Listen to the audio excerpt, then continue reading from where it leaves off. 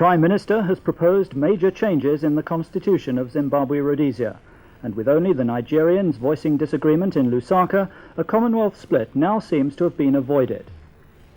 Mrs. Thatcher told the Commonwealth Conference that the constitution which put Bishop Muzorewa in power recently was defective, and she implied that at least some of the fundamental changes demanded by Black Africa would have to be made. She said that although the white minority in Zimbabwe Rhodesia should be guaranteed some representation for a time, they shouldn't have the power to veto any constitutional amendment which didn't suit them, or to dominate key areas of government. President Nyerere of Tanzania went further.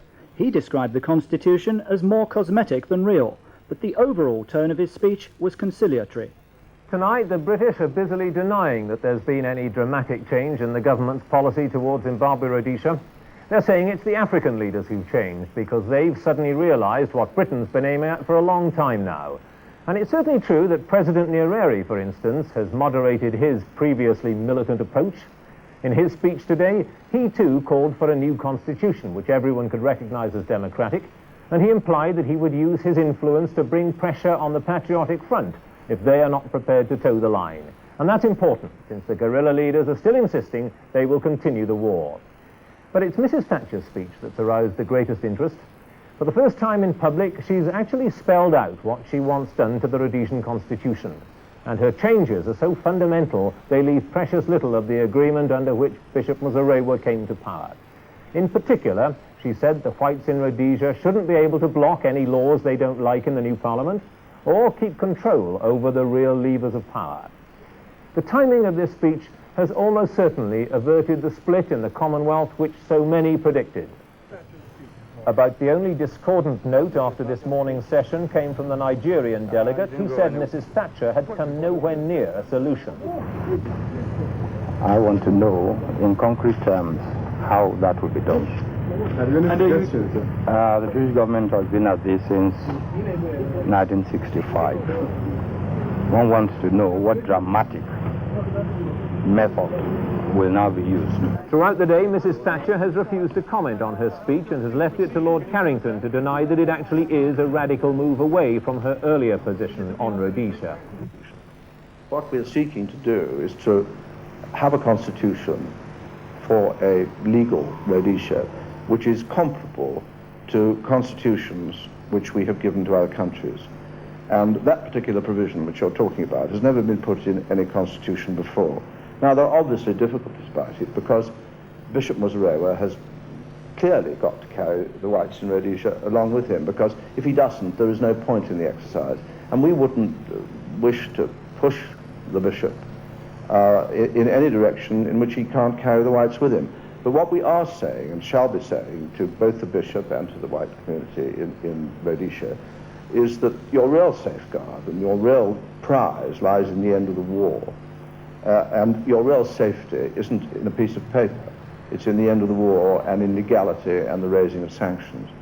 Now, I think if we can persuade the white community of that, and the bishop is persuaded of it himself, then there is a chance that we can get a settlement here which is internationally recognized. But that really is a colossal if, is it not, Lord Carrington? You're certainly not going to persuade Ian Smith of that, for instance. I don't by any means discount that.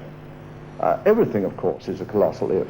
But if we are going to settle this, if we are going to try, and if there is going to be a prospect of ending the war, this seems to me the only road on which we can go down. And I believe both that the Bishop Muzorewa, I believe Mr. Smith, I believe the whites in Rhodesia, and I hope others will agree that this is the right way to go. But if we can't go down that road, well, then we have to think again. Here in Lusaka tonight, the Commonwealth leaders are preparing for a weekend at the President's State House, where they'll try to reach consensus on just where they go from here on the Rhodesian issue. Just up the road, the Queen is spending her last night in the Zambian capital, no doubt encouraged that the future of the Commonwealth which she heads seems more secure now than it did when she came here a week ago. John Simpson reports on the last day of her African tour. Zambia may be wretchedly poor, but there's been a sure touch about its small-scale ceremonial. The Lancers escorting the Queen were a friendly reminder of Zambia's colonial past. So was the 53rd Lusaka show itself. In ex-British colonies all over the world, there are agricultural shows just like this one. But times have changed, and it was a monstrous Hereford called Karl Marx which won the royal trophy for its white Zambian owner. Marxist doctrines, in fact, play no part in Zambian government policy.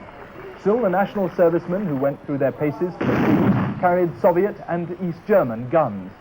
Their unscheduled appearance was a slightly unwelcome reminder of the guerrilla war across the Rhodesian border, the war which the Commonwealth leaders discussed in Lusaka today, and which there may now be a new effort to bring to an end. Tonight, the Queen is ending her 17-day African tour with a reception for staff at the Commonwealth Conference. And tomorrow morning, the Queen and Prince Andrew will leave for home. Many other passengers arriving at Heathrow tomorrow could face some delay before they leave the airport because of the work to rule by customs officers. They claim tonight their action at air and seaports was beginning to take effect. From Heathrow, Chris Powell reports. The work to rule has coincided with the start of the busiest travel weekend of the year. But even in Terminal 3 at Heathrow Airport, which at peak times handles over 4,000 arrivals an hour, the longest delays today were less than an hour. Because the work to rule involves more rigorous checks in the red channel and more spot checks in the green, the customsmen have seized more smuggled goods. But isn't it unfair of the union to involve the travelling public in their protest? We're not out to vindictively hurt the public. We're out to demonstrate to the public that there is a need to protect the country, that the government is cutting away at things which we cannot afford to see cut into. And I'm very sorry if there are delays, but I hope the public will agree that this is a very important issue, the smuggling of drugs, the smuggling of pornography, the danger of rabid animals coming into the country. These are very important things, and we're out to make our point. Indeed, we've made it today, that the goods are there to be seized if we take enough time to do the job properly. Just in case the work to rule does cause more delays tomorrow, one airline, British Airways, say they've stood by all their available ground staff to deal with any irate passengers. Britain's 96,000 electricity power workers are to get a 23% pay increase. The new deal was accepted during a 5-hour meeting with the Electricity Council today, and it means that next week's threatened industrial action will not now go ahead. The pay award will be implemented in 2 stages, 12% backdated to March this year, and then a further 8% from the beginning of October. On top of that, there'll be an extra 3% from improved conditions and fringe benefits. The award will cost the industry about £65 million a year. The oil supertanker Atlantic Empress sank in the Caribbean last night, 2 weeks after a collision with another Greek-owned tanker off Tobago. She went down after 2 explosions on board and is the largest vessel to be lost at sea. Lloyd's Insurance said the total cost will be about £40 million, and they'll be bearing nearly half. Since the collision, a Dutch salvage team had been trying to put out the fires below decks. They'd succeeded in towing her further out into the Caribbean, intending to pump her cargo of 250,000 tons of crude oil to another tanker. Now there's the fear that the oil may escape from the sunken vessel. At Papworth Hospital near Cambridge, surgeons are ready to carry out a heart transplant operation for the 2nd time this year. A decision on the patient, a man, was deferred last night while further clinical assessments were made. Mr. Terence English will lead the surgeon's team again. John Kiddy reports. The hospital authorities are saying very little about the latest potential operation. The patient is known to be a man and was admitted some time ago. Last night, preparations for an operation were underway, and a helicopter was standing by to ferry the donor heart here from another hospital thought to be in London. But that operation was postponed for clinical reasons. Well, the patient is of course in our hospital here. That is the recipient, and he is conscious. Do you have a heart available to transplant? Well, clearly we would not have considered strongly the possibility of a transplant operation unless we were sure there was a possible potential donor. In view of the apparent failure of the last operation, is there a chance this one may not go ahead because of that reason? We would not have considered an operation unless we thought that it would proceed if all the circumstances were correct. And no one will proceed unless medical opinion is of the view that it is right so to do. An Indian woman has lost the fight to keep her children in Britain. Mrs. Manju Patel, who's lived here for 4 years, brought her 3 sons over from India last February without entry certificates. Now the Home Office has confirmed that the boys will be deported next week, despite claims that there'll be no one to look after them in India. Francis Coverdale went to the family's home in Gillingham in Kent. To the Home Office, the case of the Patel boys is cut and dried. They're here illegally and they've got to be sent back. Their mother is a British citizen, but the children must have entry certificates before they can settle here, and Mrs. Patel hasn't gone through the proper channels. She brought them to England in February when her Indian parents-in-law in their 80s proved incapable of looking after the boys. Local people, led by the parish vicar, have been campaigning to keep them here, but having reviewed the case, the Home Office say the boys must leave from Heathrow at 4 o'clock on Tuesday. Myself, I don't know who is coming to collect my children on airport, and I not take my children to Heathrow airport because I broke my heart. How can I say goodbye to my children? I can't say goodbye to my children. What do you think will happen to the children when they get back to Bombay airport? I don't know myself what will happen is coming on my children because no one is there to look after my children. There's absolutely no one there to take care of them, and if they go back, they'll be dumped on Bombay airport and left. What would happen to them? Well, possibly they'll be absorbed into the organised begging gangs, or they'll just have to fend for themselves. And what can a 10, 13 and 16-year-old boy do? I think it's absolutely disgraceful that we, in this country, renowned internationally for our compassion, look at the way in which we're acting towards the Vietnamese. We're welcoming them, thank God for that. But we're treating these boys as objects just to be transferred from this country to India, dumped, and nobody seems to care about them. And I feel it's a scandal.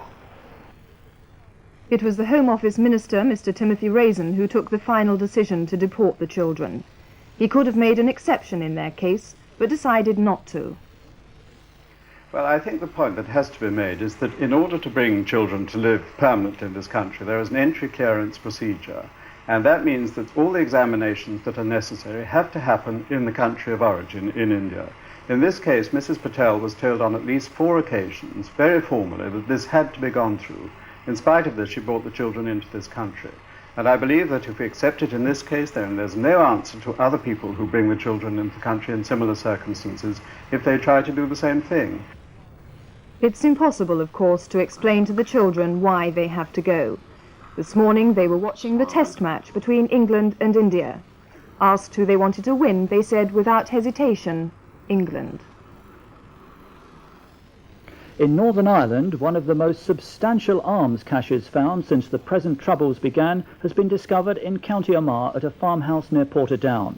Police think the arms belong to the outlawed loyalist group, the Ulster Volunteer Force. In the dump there were 29 weapons, 8 rifles, 8 handguns and a number of homemade pistols. There was a Bren gun and various submachine guns. Also 10,000 rounds of ammunition. A police spokesman said that such a haul would be a crippling blow to any terrorist group. Mr. Paul Goldin, the man who planned to jump from a plane without a parachute using levitation to soften his descent, has called off his second attempt. He was first thwarted by airport authorities at Ipswich, who insisted on an automatic parachute, just in case, and then the pilot refused to take him up. Cricket, and India was fighting back before rain stopped play in the second Cornhill Test at Lord's today. England was 73 for 3 after losing 2 quick wickets, Boycott for 32 and Gooch for 10. Yesterday, India made 96. For the spectators, the rain was responsible for most of the action on the pitch. One of the worst thunderstorms of the summer hit the ground. But if there wasn't any cricket, there was certainly sport of another kind for crowds to enjoy, although the police didn't take quite the same view.